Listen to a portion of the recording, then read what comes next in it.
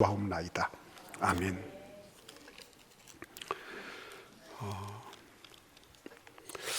이분은 실망했다는 말은 비록 하지 않았지만 정말 실망하고 그리고 낙심천만이었을 거예요. 왜냐니까 교회 문 앞에서 오지 말라고, 당신 같은 사람 오면 안 된다고, 이래서 문전박대를 당한 사람이에요.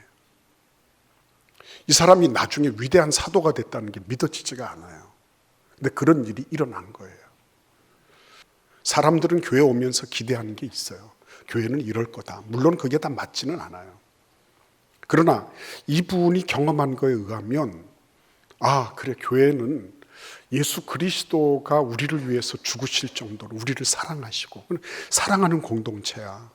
그리고 우리의 죄가가 있다 할지라도 십자가에서 우리를 다 용서해 주신, 용서하는, 관대하고 관용하는 그런 공동체야.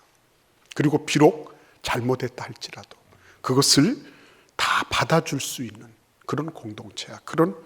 그러한 선입감을 가지고 있었던 분이거든요. 근데 이 사람이 그냥 이게 교회야? 교회가 왜 이래? 내가 지금 주소를 잘못 찾은 거야? 이렇게 생각하게 하는 일이 벌어졌던 거예요. 그 상황을 한번 우리가 살펴볼까요? 우리 9장 26절 말씀을 같이 읽어보도록 하겠습니다. 사울이 예루살렘에 가서 제자들을 사귀고자 하나 다 두려워하여 그가 제자됨을 믿지 아니했다. 그랬습니다. 이 사울이라는 사람이 문제적 인간이었죠. 문제적 인간. 왜 문제적 인간이었어요? 이 사람이 사실은 예루살렘 교회에 그 엄청난 풍파를 몰고 오고 핍박과 박해가 일어나는 일에 뒤에서 조정했던 사람이었다라고 하는 게 명명백백하게 밝혀지고 있는 상황이에요. 그래서 스데반 같은 분은 7 집사 중에 한 분이었지만 그냥 돌에 맞아서 죽어갔어요. 투석형을 당한 겁니다.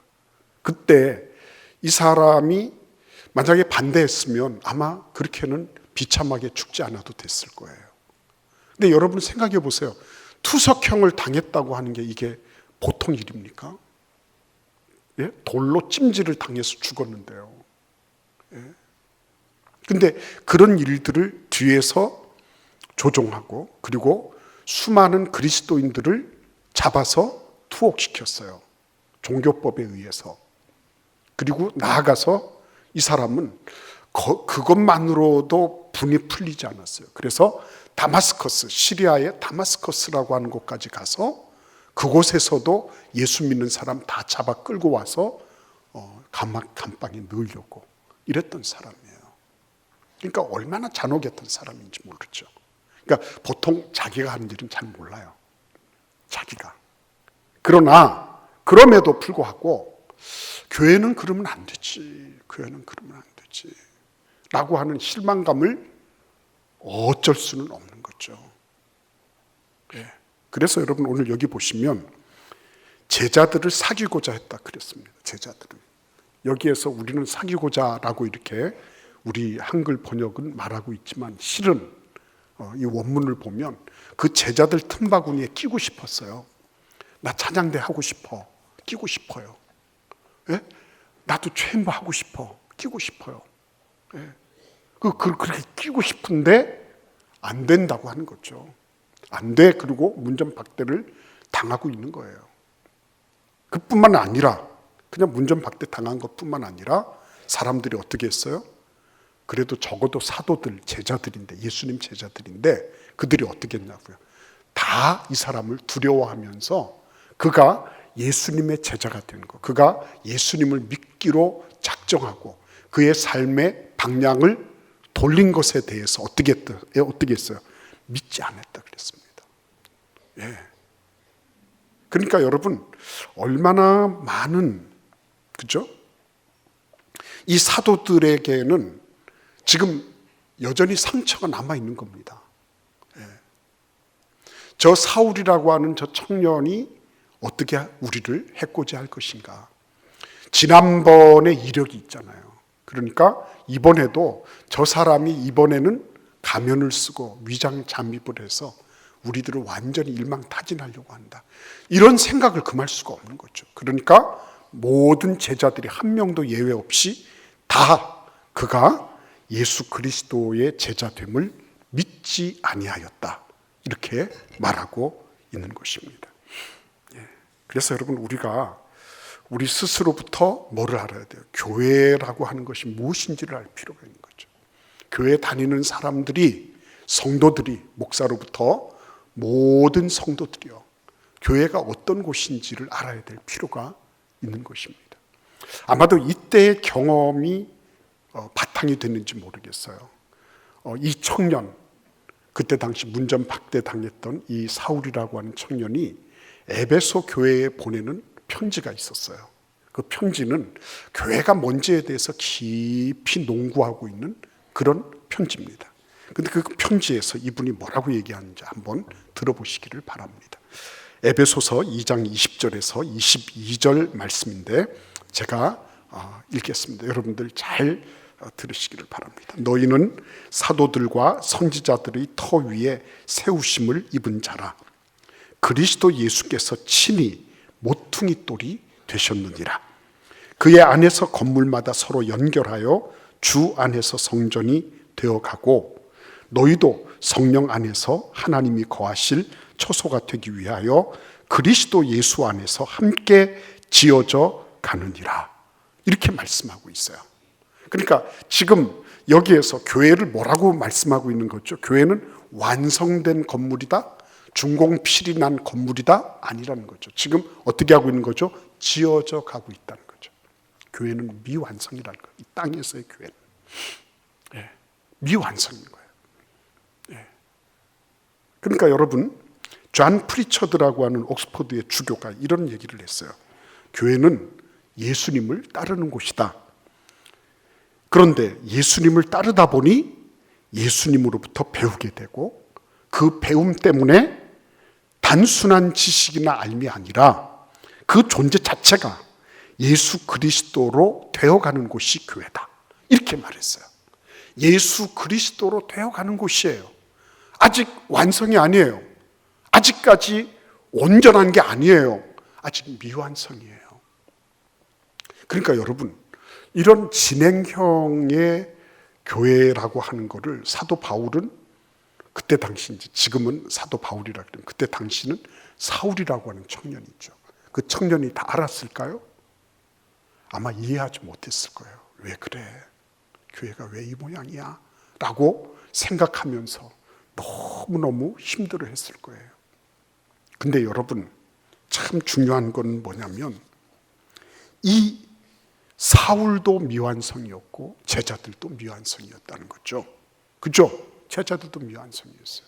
그 제자들이 그래도 참 그런 무슨 하나님의 그 영감을 받아가지고 다 이렇게 눈을 감고 기도하면 참 뭔가가 보여서 청년 사울이라고 하는 사람이 딱 자기들 성전 문 앞에 오면 확 문을 열고 어서 와라. 그리고 형제여. 그리고 딱 부둥켜 안고 막 이랬으면 좋겠는데 그게 아닌 거예요.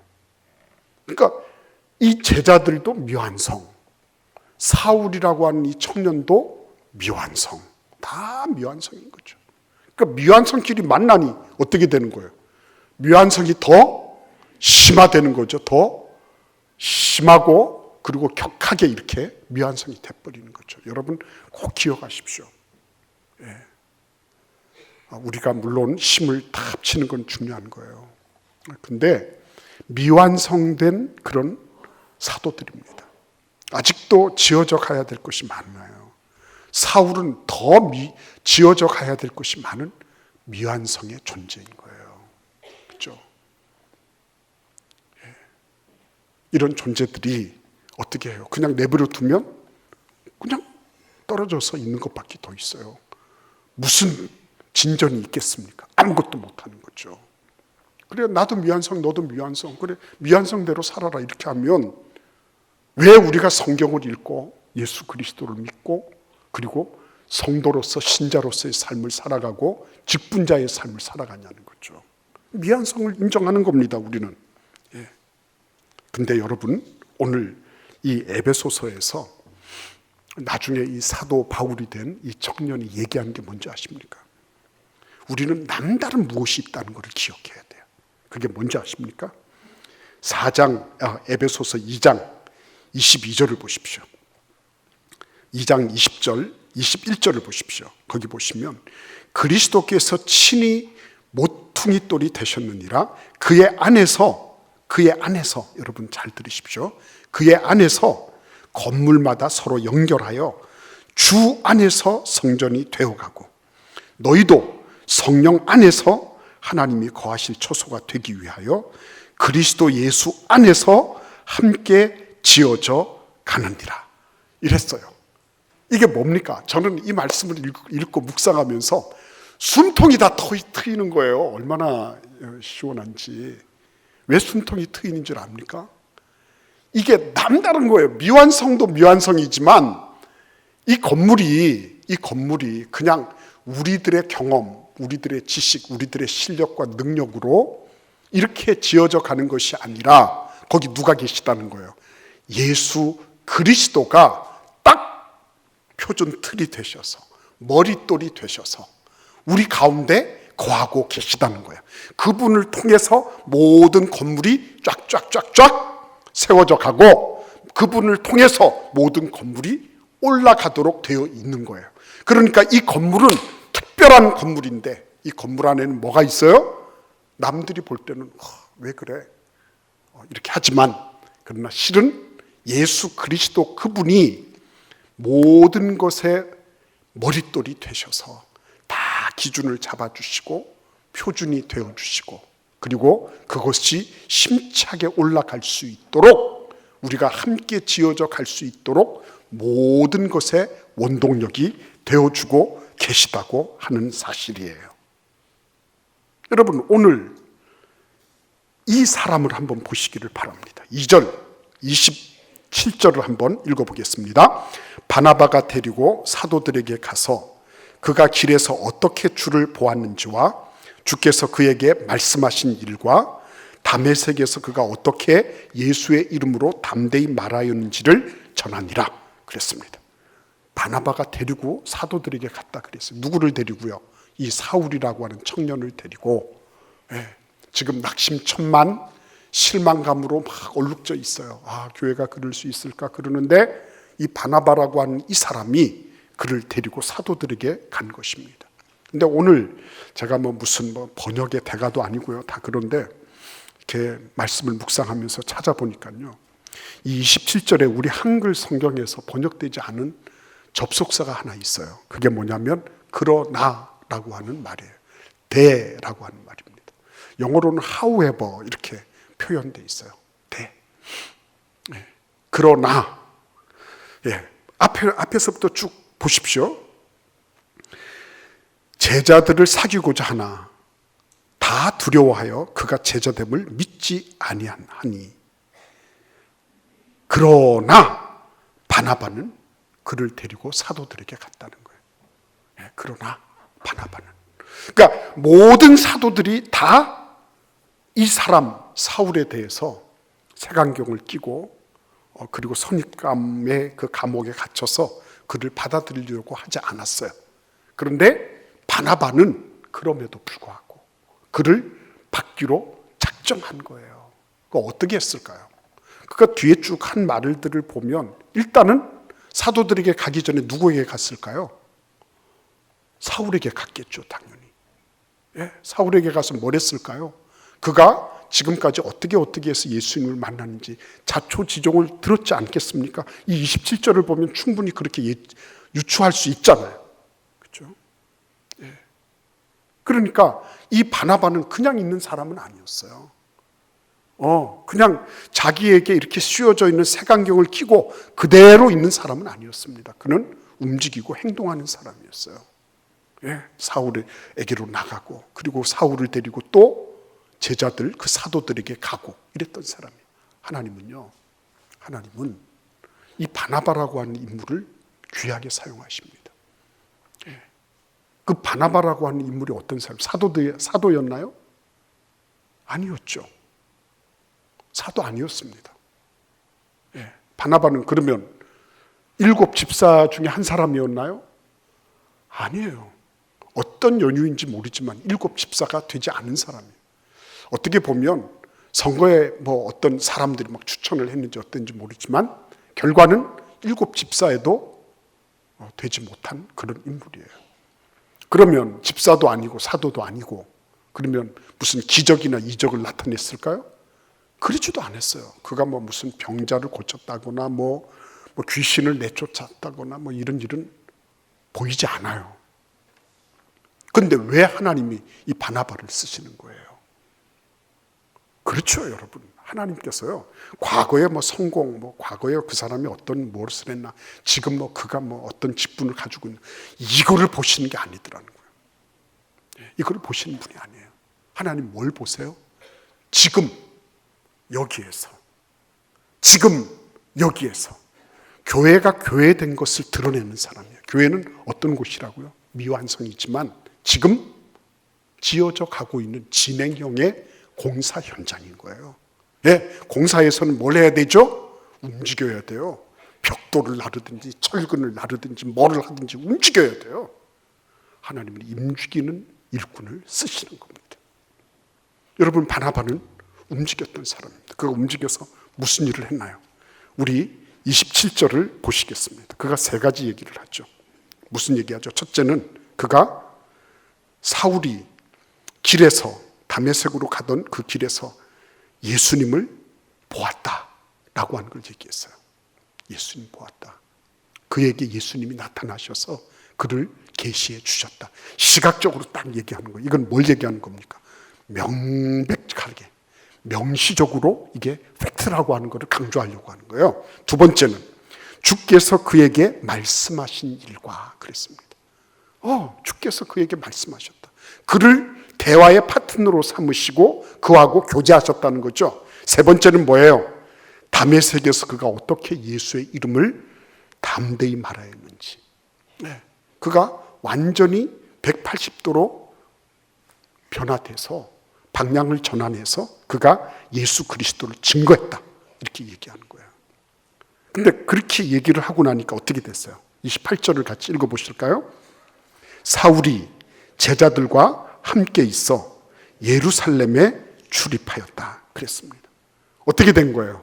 제자들이 그를 받아들였다는 거 아니에요. 그죠? 이제는 그 제자들의 틈바구니에 제대로 이제는 함께 할 수 있게 됐다는 거예요. 그 제자들의 소속에 그 사도들의 소속과 함께하는 그런 존재가 됐다는 거예요. 도대체 무슨 일이 있었습니까? 이거 3가지를 얘기했다고 해서 와, 바나바가 말을 잘했다. 바나바가 역시 언변이 좋다. 그는 굉장히 아주 사람을 설복시키는 웅변의 귀재다. 뭐 이렇게 얘기를 하는 거예요. 천만의 말씀이죠. 이 안에 뭐가 들어있는 것입니까? 첫째는 교회라고 하는 게 뭐냐는 거죠. 교회는 지금 진행형에 지어져 가고 있는 곳이라는 거예요. 근데 교회는 자기 고유의 일이 있는 거예요.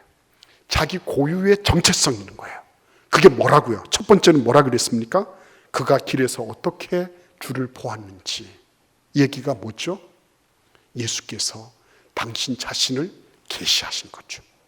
당신 자신을. 그의 눈에 명백하게 당신을 계시해 주신 거예요. 그러니까 교회라고 하는 것은 어떤 곳이라고요? 하나님의 계시를 받아 누리는 곳이에요. 교회는. 두 번째는 뭐예요? 여기 보시니까 길에서 주께서 그에게 말씀하신 일이라고 했어요. 교회는 예수님의 음성을 듣는 곳이에요. 예수님의 음성을, 하나님의 말씀을 듣는 곳이에요. 어떤 다른 누구의 말을 듣거나 자기 마음의 내면의 음성을 듣거나 물론 그럴 때도 있어요. 그렇죠? 그러나 교회가 교회인 것은 하나님의 음성을 듣기 위한 거예요. 하나님의 말씀을 듣는 곳이라는 거예요. 그리고 마지막으로 뭐죠? 교회는 어떤 곳이에요? 예수 그리스도를 증거하는 곳이에요. 그것 때문에 교회가 존재하는 거거든요. 이 얘기를 하고 제자들이 마음의 문을 열고 성전의 문을 열고 그를 받아들일 수 있었던 거, 교회 문을 열고 받아들일 수 있었던 거는 왜 그런 거예요? 사울 청년이 경험했던 그 모든 것들이 무엇과 일치되는 거예요? 교회의 경험과 일치되는 거잖아요. 교회의 경험과. 자기들도 예수님을 배웠어요. 자기들도 예수님의 부활하신 모습도 보았어요. 승천하는 모습도 보았어요. 예수님께서 자신들에게 계시해 주시는 것을 다 보았어요. 그리고 그들이 지금 하고 있는 게 뭐예요? 이전부터도 그랬고 지금도 그렇고 하나님의 말씀을 듣고 있는 거예요. 그리고 지금도 그들이 하고 있는 게 뭐예요? 예수 그리스도를 증거하는 거예요. 알고 보니까 청년 사울이 벌써 다 그 일을 하고 있네요. 어떻게 막아요? 그렇죠? 그러니까 바나바는 이러한 일들을 통해서 당신들이 지금 선입감을 가지고 이전의 상처를 가지고 다 문을 닫았지만 그러나 하나님은 이미 그를 구원하시고 교회됨의 표지를 이렇게 다 마련해 주셨어요. 이거를 바나바가 사도들에게 얘기를 한 거예요. 그래서 여러분 가만히 보면 이게 지금 어떤 상황 속에 있는 거예요? 사울 청년이 옆에 있잖아요. 곁에 있는데 이 바나바가 지금 얘기를 누구를 위해서 하고 있죠? 사울 청년을 위해서 하고 있는 거예요. 그 결과가 멋있잖아요. 그죠? 그 뒤에 보시면 사울이 제자들과 함께 있어서 예루살렘에 출입하면서 주 예수의 이름을 담대하게 전했다. 네, 그죠? 담대하게 전했습니다. 그리고 무슨 일이 발생했죠? 그러면서 위대한 사도가 탄생하게 되는 그런 모든 것들이 지금 하나하나 지어져 가고 있는 거예요. 그리고 무엇보다도 사도들은 뭘 경험했어요? 자기들이 가지고 있던 선입감의 그런 모든 이런 미망이 싹 벗겨지는 거. 우리가 보고 우리가 알고 있는 거, 그것은 하나님이 하시는 섭리와 경륜에 비하면 이거는 조족지혈에도 미치지 못하는 거구나. 오늘 여러분, 하나님께서 우리를 어떻게 부르신 것입니까? 하나님께서 그럴듯한 사람을 불러서 이런 일을 하게 하셨나요? 아니에요. 바나바 같은 분들 처음부터 눈에 띈 분이 아니에요. 그러나 그는 결코 안주하려고 작정하지 않았어요. 움직였어요. 그도 불완전한 사람이에요. 미완성이에요. 그러나 미완성의 자리에 안주하지 않고 그는 계속해서 진행형으로 나아갔던 거죠. 그래서 여러분 오늘도 이 바나바라고 하는 이 한 사람을 통해서 예루살렘 교회가 새롭게 되고 전 세계의 선교가 이루어지는, 말 그대로 기독교가 전 세계를 향하여 나아가는 그런 놀라운 디딤돌이 된 것처럼 이 자리에 계신 한 분 한 분 여러분들도 그렇게 하나님께서 아름답게 쓰시기를 원하시는 것을 여러분 믿으십시오.